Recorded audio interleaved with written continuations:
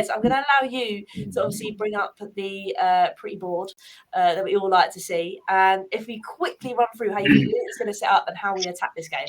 Yeah, so it's going to be really, really interesting, I think. Luton tend to set up 3-5-2.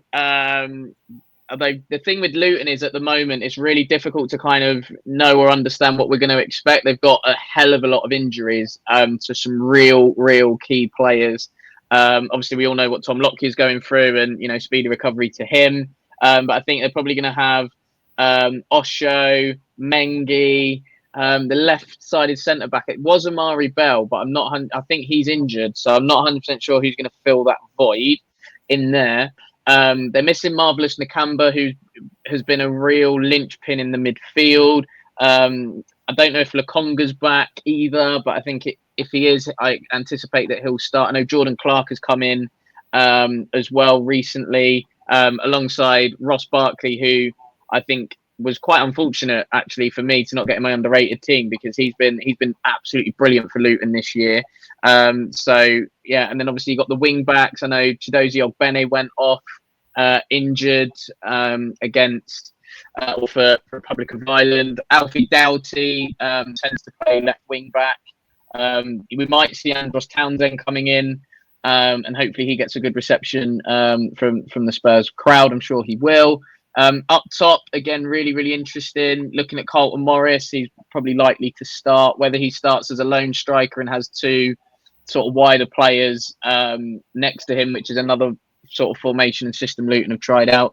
The key one for me is Elijah Adebayo. I think if he starts, we could be in for a difficult afternoon.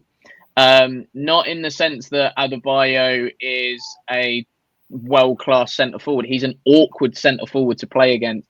Very gangly, very arms and legs. So, if he's up against Romero's going to be in for a real difficult afternoon. And, I look at Luton and the way that they're going to play. They've changed their style a little bit. So, early part of the season, they were very much playing out from the back, through the pitch, through the thirds, but getting undone because obviously they don't have the quality of the other teams necessarily in the league. They've then reverted to playing a little bit more direct. So it's ball out to the wide centre backs, and then it's these longer passes into the centre forwards. And you know what? It's worked for them. And it was something that I noticed really early on in the season. I think they played West Ham. And I said to somebody, like, if they play direct, they're going to cause teams a lot of problems. But if they try and play through, they're going to come unstuck. So I am glad that Rob Edwards has changed the way that they play. It's very much get the ball forward and we'll try and play in the opposition half. So yeah, obviously from a Spurs point of view, we're hoping Van der Ven is back. I know Ange did say that he should be back. We'll probably find out, either tomorrow or Friday whether Van der Ven is back. Dragoshin could be in for an interesting afternoon. I don't actually think he was that bad against Fulham either. Midfield three, I would imagine Basuma, Sarr, Maddison, although to be fair, I'd quite like to see Lo Celso in this game. I think he could probably offer something a little bit different. The front three, Kulusevski, Sonny, and then maybe Brennan Johnson, because I think Brennan Johnson's form leading up to this international break was good. And he had he was making a little bit of an impact, probably barring the Fulham game, but I think that was just a bad day at the office for everyone, that one. That's the thing. Obviously, Luton, like Darren said, they're going to be up for it because obviously they want to stay out of that relegation zone. We need a point to prove because we need to bounce back for this massive run-in of games. But Nelson, how do you kind of see this one going down? Obviously, not from an outsider's point of view, but you know what I mean, from a fan that's not a Spurs fan.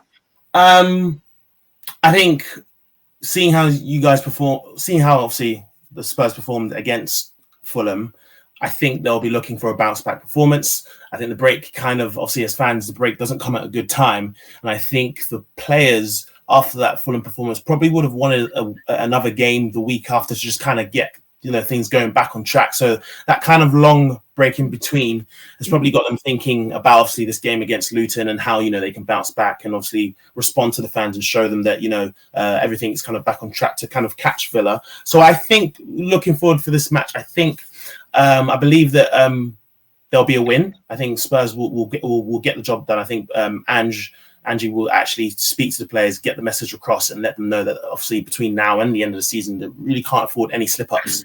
And I think Son as well, who I actually really respected his post-match interview, obviously after that Fulham game. And I think as captain, I think he will step up and lead lead Spurs to a win. So I think midfield will be key as well. So we know, like Wes said, Barkley's been really, really important. So as long as Spurs can stop his influence in that game, because I think everything kind of ticks through him, in my opinion. So after seeing Luton this season, but I think looking forward to this game, I think Andrew will have the message across. I think Son will step up as captain, and I think Spurs will win on the weekend. I bloody hope so, because it'd be nice to talk about a win on Hollie's Hotspurs.